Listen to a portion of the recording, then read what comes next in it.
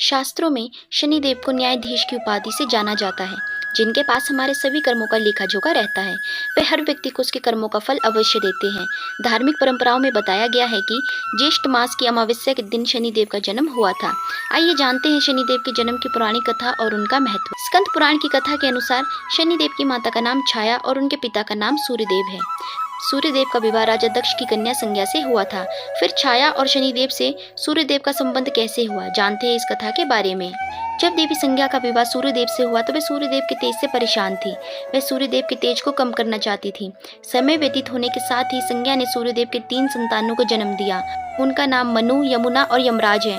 उन्होंने अब सूर्यदेव को तेज को कम करने के लिए एक उपाय सोचा ताकि सूर्यदेव इस बारे में न जाने और संतानों के पालन पोषण में भी कोई समस्या ना हो। उन्होंने अपने तपोबल से अपने ही समान दूसरी स्त्री को प्रकट किया, जिसका नाम सुवर्णा रखा। उनको छाया भी कहते हैं। उन्होंने छाया से कहा कि अब से तुम सूर्यदेव और बच्चों के साथ रहोगी। इस बारे में किसी को पता नहीं चलना चाहिए। ये कहकर देवी संज्ञा अपने पिता दक्ष के घर गई, लेकिन उनके पिता उनके इस कार्य से नाराज हो गए और पुनः सूर्यलोक जाने को कहने लगे। देवी संज्ञा सूर्यलोक नहीं गई और वन में जाकर घोड़ी का रूप धारण करके तप करने लगी। उधर सूर्यलोक में छाया को सूर्यदेव के तेज से कोई समस्या नहीं थी। वह उनके साथ रहने लगी। छाया और सूर्यदेव से 2 संतानों का जन्म हुआ, जिसमें शनिदेव और भद्रा है। कहा जाता है कि जब शनिदेव माँ छाया के गर्भ में थे तो उन्होंने भगवान शिव की कठोर तपस्या की थी, जिसके प्रभाव से शनिदेव का वर्ण काला हो गया।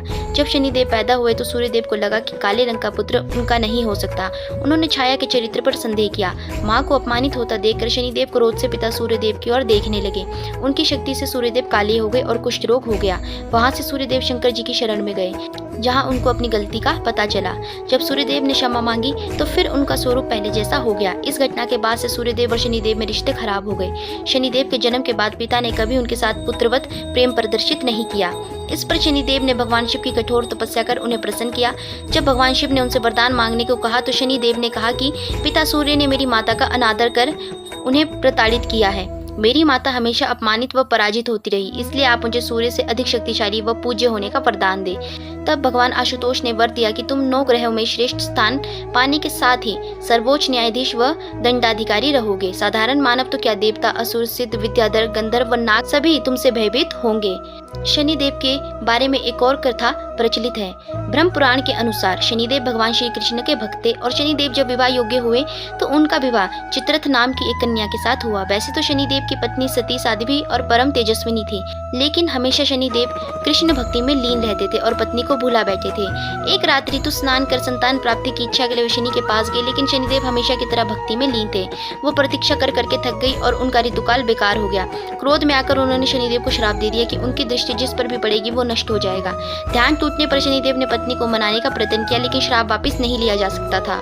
इसलिए उस दिन के बाद से शनिदेव किसी पर भी दृष्टि डालने से बचते हैं। शनिदेव के बारे में कहा जाता है कि वह हनुमान भक्तों को परेशान नहीं करते। यही कारण है कि शनि की दृष्टि से बचने के लिए हनुमान जी की पूजा करने की सलाह दी जाती है। एक पुरानी कथा के अनुसार शनिदेव ने हनुमान जी को वचन दिया हुआ है कि वे उनके भक्तों को कभी परेशान नहीं करेंगे। आइए जानते हैं हम इस कथा के बारे में। एक बार शनिदेव को अपनी शक्ति पर अपार घमंड हो गया। शनिदेव को लगने लगा कि उनसे शक्तिशाली कोई भी नहीं है। उनकी दृष्टि मात्र से ही व्यक्ति के जीवन में उथल पुथल शुरू हो जाती है। शनिदेव इसी मद में चूर होकर ऐसे स्थान पर पहुंचे जहां पर हनुमान जी अपने प्रभु श्री राम की साधना में लीन थे। भगवान श्री राम की भक्ति में डूबे हनुमान जी को देखकर शनिदेव ने उन पर अपनी वक्र दृष्टि डाली, लेकिन कोई प्रभाव नहीं हुआ। इससे क्रोधित होकर शनिदेव ने हनुमान जी को ललकारते हुए कहा कि हे वानर, देख कौन सामने आया है। हनुमान जी ने शनिदेव पर कोई ध्यान नहीं दिया और अपनी भक्ति में लीन रहे। शनिदेव ने सभी प्रयास किए, लेकिन हनुमान जी पर कोई प्रभाव नहीं पड़ा तो शनिदेव को क्रोध 7वें आसमान पर पहुंच गया। तनाव और गुस्से में आकर शनिदेव ने एक बार फिर प्रयास किया और कहा, हे वानर, आंखें खोल, मैं शनिदेव तुम्हारी सुख शांति को नष्ट करने आया हूँ। इस संसार में ऐसा कोई नहीं है जो मेरा सामना कर सके। शनिदेव को यह विश्वास था कि ऐसा करने से हनुमान जी भयभीत हो जाएंगे और क्षमा मांगेंगे, लेकिन ऐसा कुछ भी नहीं हुआ। बहुत प्रयास करने पर हनुमान जी ने बहुत ही सहज भाव से पूछा कि महाराज, आप कौन हैं? इस बात को सुनकर शनिदेव को क्रोध आ गया।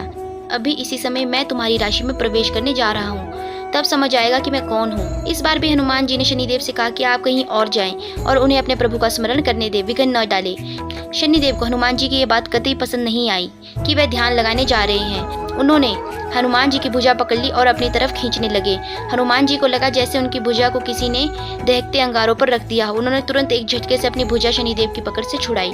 इसके बाद शनि ने विकराल रूप धारण कर उनकी दूसरी बाह को पकड़ने की कोशिश की तो हनुमान जी को हल्का सा क्रोध आ गया और उन्होंने अपनी पूंछ में शनिदेव को लपेट लिया। शनिदेव का अहंकार और क्रोध तब भी कम नहीं हुआ।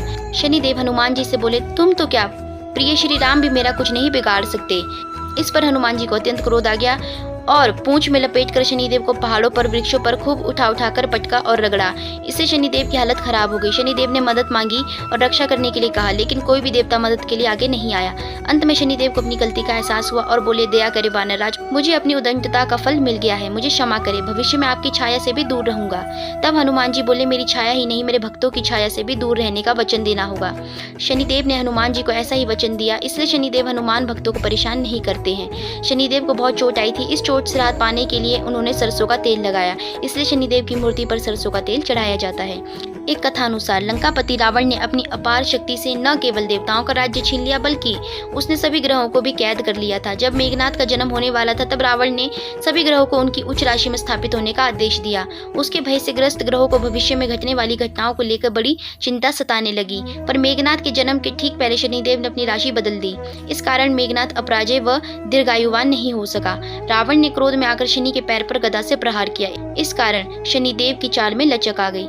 शनिदेव नवग्रहों में सबसे उग्र स्वभाव का ग्रह माना गया है, लेकिन शनिदेव जिस पर प्रसन्न हो जाए उसके भाग्य खुल जाते हैं। आइए अब हम आपको शनिदेव और राजा विक्रमादित्य की कथा के बारे में सुनाते हैं। एक बार सभी ग्रहों में सर्वश्रेष्ठ होने को लेकर विवाद हो गया।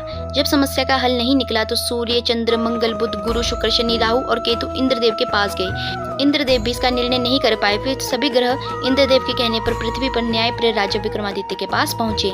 राजा विक्रमादित्य के पास पहुंचकर सभी ग्रहों ने अपने आने का कारण बताया। राजा विक्रमादित्य ने काफी सोच विचार के बाद 9 धातु स्वर्ण, रजत, कांस्य, पीतल, सीसा, रांगा, जस्ता, अभ्रक और लोह के सिंहासन बनवाए। धातुओं के गुणों के अनुसार उन्हें क्रमानुसार रखवा दिया।